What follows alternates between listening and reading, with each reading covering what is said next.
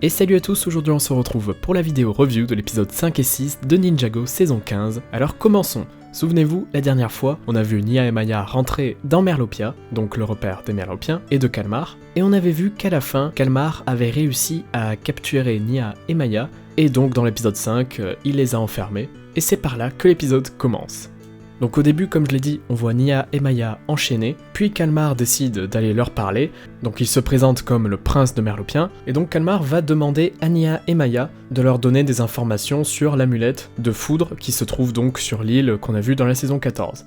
Mais il va pas réussir à obtenir l'information qu'il veut car son père va l'appeler, et il va donc aller le voir. Puis ensuite, on a une petite scène sur l'Hydro Bounty, donc comme on a vu dans l'épisode 4, leur sous-marin est tombé en panne. Donc ici, on voit les ninjas un peu paniqués car ils n'arrivent pas à trouver une solution pour réparer l'Hydro Bounty, mais Jay a une idée et il veut utiliser son élément pour recharger la batterie, donc son élément c'est l'électricité. Du coup, malgré le fait que les ninjas le dissuadent un peu de le faire, parce que c'est dangereux, Jay va quand même se sacrifier en quelque sorte, et il va réussir à recharger l'Hydro Bounty, donc qui va fonctionner. Pendant ce temps, dans le temple de Merlopia, Kalmar est appelé par le roi Trimar, donc c'est la première fois qu'on va l'apercevoir. Il ressemble énormément à Kalmar évidemment, sauf qu'il a l'air un peu plus grand, et on va également découvrir le personnage de Bentomar.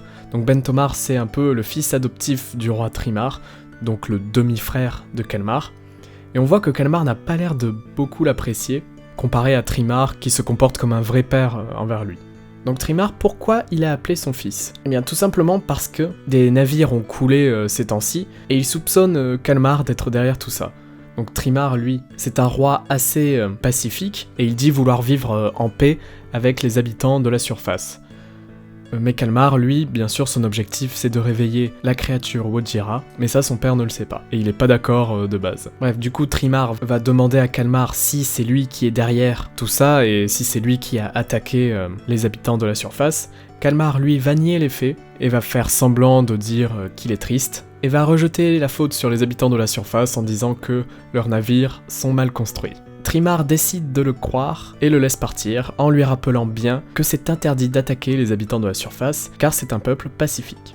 Pendant ce temps, Nya et Maya réussissent à s'échapper de leur prison, se font poursuivre par quelques Merlopiens, atteignent quand même leur robot et réussissent à retourner sur l'Hydro Bounty qui est réparé.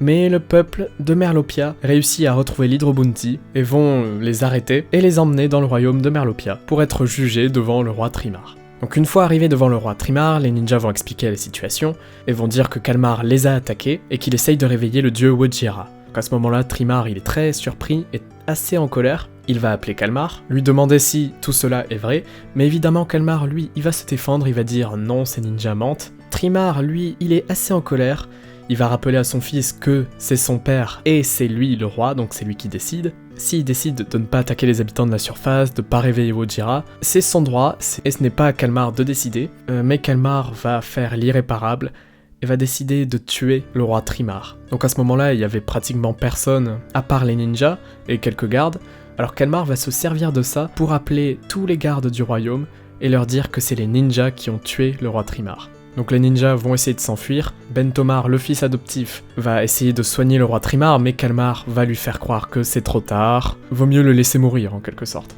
Puis quelques minutes plus tard, quand Bentomar a emmené le roi Trimar dans un endroit un peu plus calme, Trimar va lui dire que c'est bien Kalmar qui l'a tué, et qu'il faudra donc aider au maximum les habitants de la surface à arrêter son frère, pour qu'ils ne réussissent pas à réveiller le dieu Wojira.